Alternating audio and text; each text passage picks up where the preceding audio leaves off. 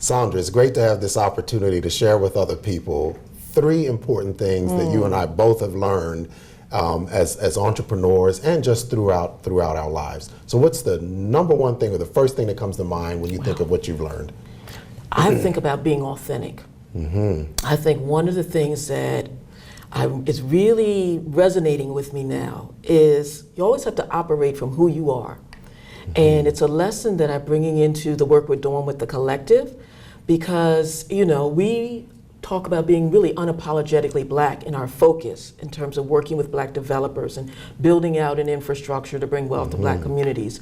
And a lot of people try to, in my opinion, water us down to talk about people of color and minorities, and it's like really rejecting that. No. People of African descent have had a very particular and peculiar history in this country that has put us in a very unique situation here. And unless we, who see ourselves as having some solutions to that, are clear about the direction that we're taking and own it, then we're not really going to make the mark. So being authentic is one of the key things that really resonates with me about leadership. So authenticity is a big part of your leadership style. Yes. I've also noticed something else that allows you've got a compass that keeps you mission driven. How do you do that? What has brought you to that point, in addition to being authentic?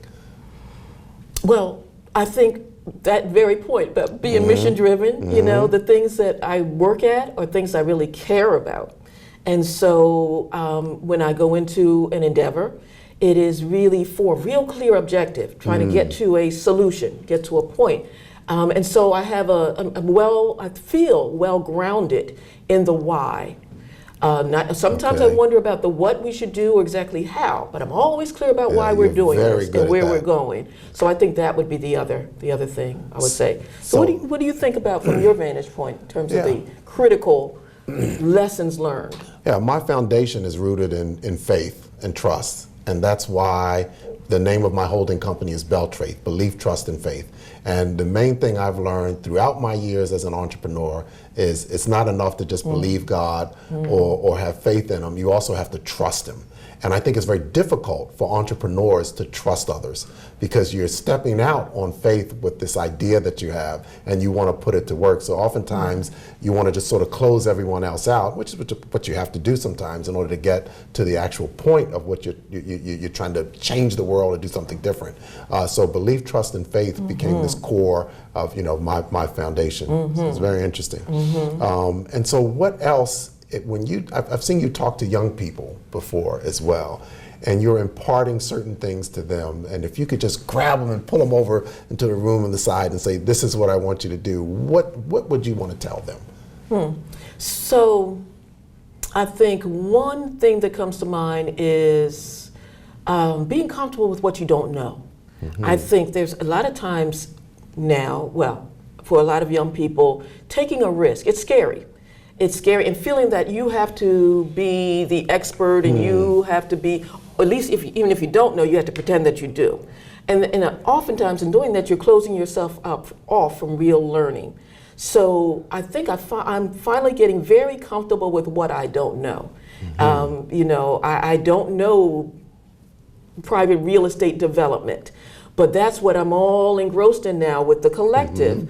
I know I think we can go with that, but I'm very comfortable learning from you and our other partner, Taib Smith, who's a developer, things about capital stacks and mezzanine financing, and really just being in the position of learning and then adding to using that knowledge to kind of help us keep going forward. So being comfortable with what you don't know and being open to learning, and that there's no shame in that. I think that's an important lesson. Those are big points. Authenticity, being mission driven, and then being comfortable with what you don't know. That's right. That's right. So what would you add to faith? Faith, I would put, I like cooking. And one of the most important things about cooking is understanding the recipe and the ingredients.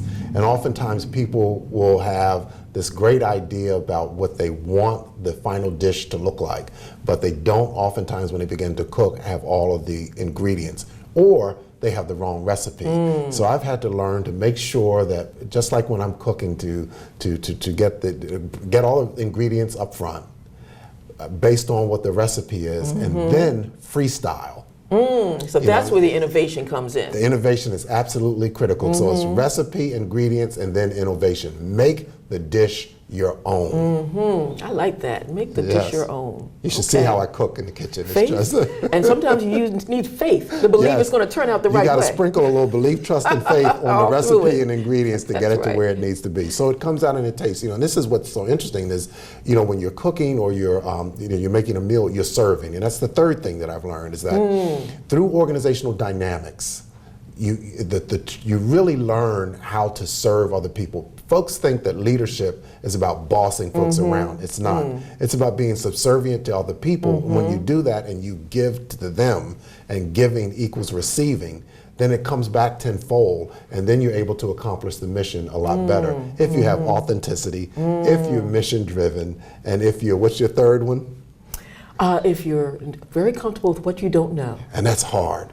And when you have the faith about where you're going, and you're bringing the right team around you when you talk about the ingredients, and you're clear about the recipe, where you're trying to get to, then I do think it comes together. I feel really honored to have an opportunity to partner with you and Taib in building something and doing something with the collective that really no one else has taken an approach, to do this. So it's exciting. It's been a long road, a lot done in a short period of time, but with the right recipe and ingredients and the right partnerships, pretty much anything can get done. And keeping the faith. Amen. Those are lessons learned. You got it. I feel the same way, Steve. So I'm glad we had this opportunity. Well, hopefully what we've shared will help a whole lot of other people That's as right. well. Amen. Thank you. Thank you.